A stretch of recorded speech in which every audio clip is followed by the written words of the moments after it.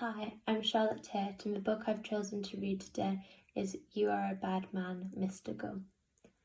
Mr. Gum was a fierce old man with a red beard and two bloodshot eyes that stared out at you like an octopus curled up in a bad cave. He was a complete horror who hated children, animals, fun, and corn on the cob. What he liked was snoozing in bed all day, being lonely, and scowling at things. He slept and scowled and picked his nose and ate it. Most of the townsfolk of Lemonic Bibber avoided him, and the children were terrified of him. Their mothers would say, "Go to bed when I tell you to, or Mr. Gum will come and shout at your toys and leave slime on your books." That usually did the trick. Mr. Gum lived in a great big house in the middle of town. Actually, it wasn't that great, because he had turned it into a disgusting pigsty. The rooms were filled with junk and pizza boxes. Empty milk bottles lay around like wounded soldiers in a war against milk, and there were old newspapers from years and years ago with headlines like "Vikings Invade Britain" and "World's First Newspaper Invented Today."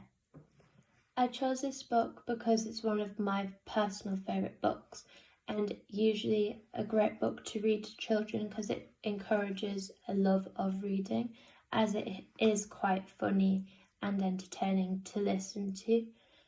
If I was to use this in a classroom environment, I would probably use it for year 3 or 4s, as they would be able to create great character descriptions and using new adjectives to describe the character of Mr. Gum. A character description would be a great task to do with this book because there are many use of adjectives and triple structures, so it would be quite easy for children to come up with their own ideas and their own perception of Mr. Gum themselves. So a character description would also express the children's own view of Mr. Gum.